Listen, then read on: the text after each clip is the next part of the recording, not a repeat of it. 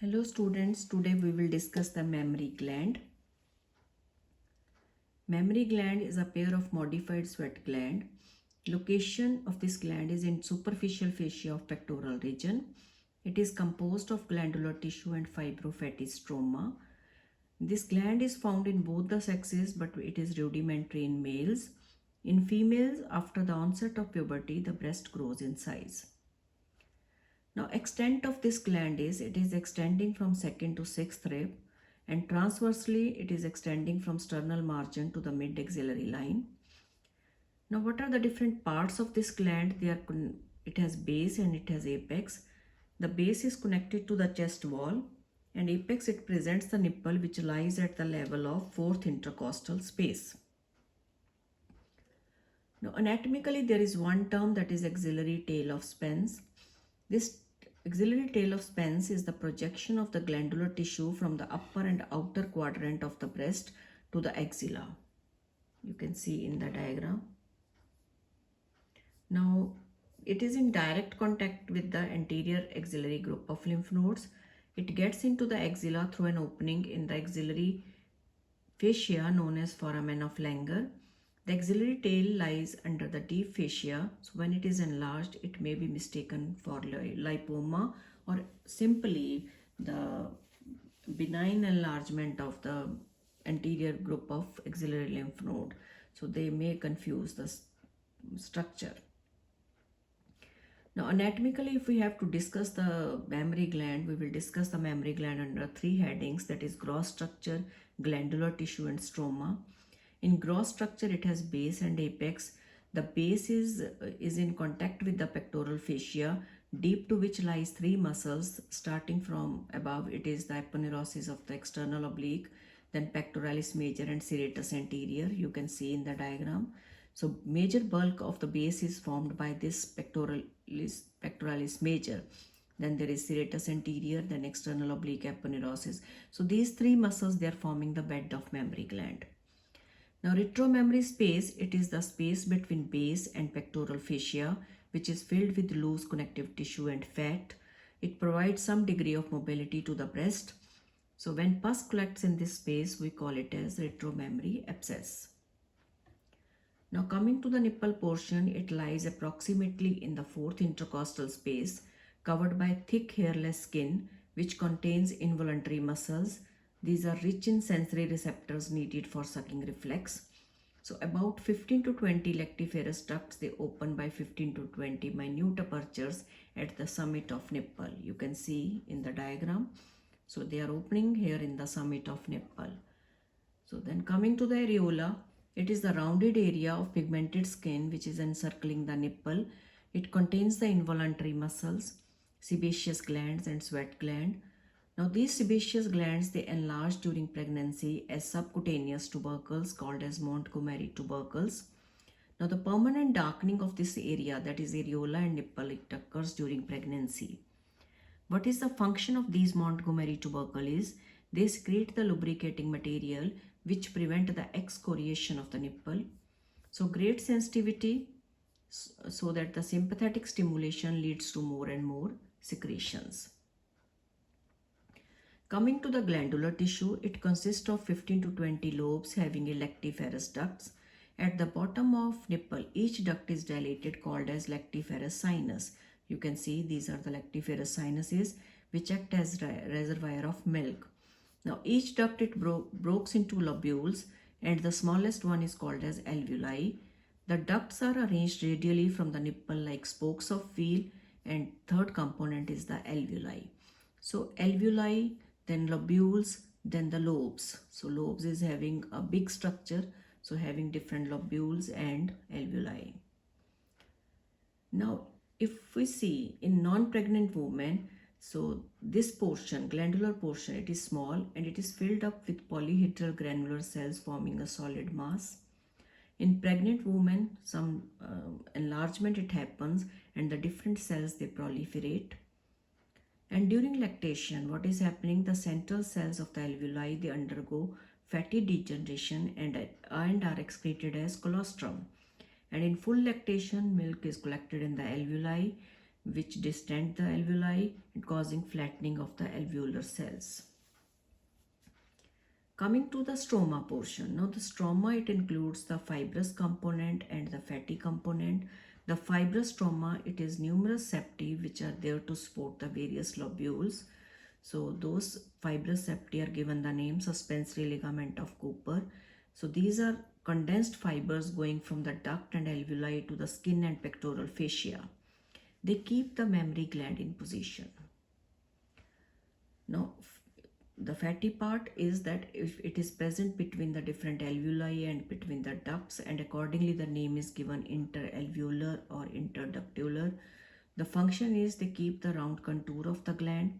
They act as cushion for the cheeks of the baby while sucking the breast, and they regulate the temperature. Now retromammary fat lies on the pectoral fascia and deep to the gland, and this retromammary fat, it protects the gland from any blow or external injury. Coming to the blood supply of the mammary gland. Now there are 4 sources from where the blood vessels are going to supply the breast. First is lateral thoracic artery, which is the branch of the axillary artery from second part of axillary. Then perforating cutaneous branches of internal mammary artery. You can see they are going to supply the medial part of the gland. Then posterior intercostal vessels, which are coming from second and third intercostal space, they supply the breast from its base. The pectoral branch of the acromiothoracic and superior thoracic arteries, so they are going to supply the upper part of the gland. Now venous drainage is all the veins run towards the base of nipple, form a plexus called as circulus venosus. So that is subareolar plexus of veins basically. So that go to the circumference of the gland. Then they end in the internal thoracic and axillary veins. So this is the route of the venous drainage. The importance of the venous drainage is they indicate the lymphatic pathway. So the carcinoma can spread through the veins. These veins, they communicate with the vertebral plexus of veins through which the malignancy can spread to bones and nervous system. Now there is one term that is phlebitis. Phlebitis of one of the superficial vein feels like a cord immediately beneath the skin. This condition produces no discoloration of the skin and may be tensed like bowstring by putting traction on it. So that is Mondor's disease. Now coming to the lymphatic drainage, it includes the lymph node and lymph vessels. What are the different group of lymph nodes which are going to drain the breast is? So principal nodes are axillary group of lymph node that we will discuss in separate lecture. Then internal mammary and parasternal nodes. Then other nodes are supraclavicular, cephalic, posterior intercostal and subdiaphragmatic. Another name for cephalic group of lymph node is deltopectoral. You can see in the diagram. So these diagrams are taken from your standard textbook. Now coming to the lymph vessels, these are grouped into superficial set and deep set. The superficial set is superficial lymph vessels. They drain the skin overlying the breast except nipple and areola. This is important because nipple and areola, they are supplied by the deep set of lymph vessels. Now from the upper part of the breast, a few lymph vessels from the skin out, they directly go to the supraclavicular group of lymph node, and a few they terminate into deltopectoral nodes. From the medial part of the breast, they drain into internal mammary group of lymph nodes, and a few of them they communicate to the opposite side, and the rest of the breast is drained by axillary group of lymph nodes. Now the deep lymph vessels, they drain the glandular parenchyma. So in glandular parenchyma, we have discussed the different lobes, lobules, alveoli and the septi. Now the skin of nipple and areola, because I told you in the previous slide that whole of the skin of the breast is drained by superficial lymphatics except nipple and areola. The plexus in the parenchyma around the lactiferous ducts and the stroma communicate with the subareolar plexus of Seppi. Now coming to the nerve supply. Now the nerve supply is sympathetic is they supply the secretory tissue, glandular portion. They reach it and via second and sixth intercostal nerves. So the fibers are running through these intercostal nerves and the somatic nerves which are going to take the general sensations, so that is second to sixth intercostal nerves, they are taking those fibers. Now coming to the applied anatomy of the breast. Nowadays we know that carcinoma of breast, which is very common in females, so they present with certain features, that is retraction and puckering of the skin due to invasion of the ligament of Cooper, because suspensory ligament of Cooper is the main support mechanism for the uh, interior structure or internal structure of the gland. They keep the gland in position, they hold the different lobules, they attach the different lobules, alveoli or ducts with the overlying skin and underneath fascia. So they are just giving support to the whole of the internal structure of the breast. So once they are loose, definitely if the cancer cells, they invade the ligament of Cooper, so they become weak. So the breakage of those suspensory ligaments can happen, leading on to the dimpling of the skin. So that is the main reason once the ligament of Cooper is involved.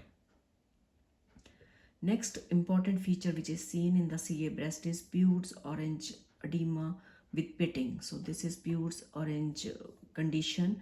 In what is happening, edema is due to the obstruction of the cutaneous lymphatics by cancer cells. The skin, it become like the skin of the orange, you can see in the diagram. Now pitting, why the pitting is happening? It is due to the fixation of the hair follicles to the subcutaneous tissue. So this is the reason for Peutz orange edema. Then axillary lymph node may be involved. They are stony, hard and fixed. So stony, hard and fixed lymph nodes, they indicate the malignancy.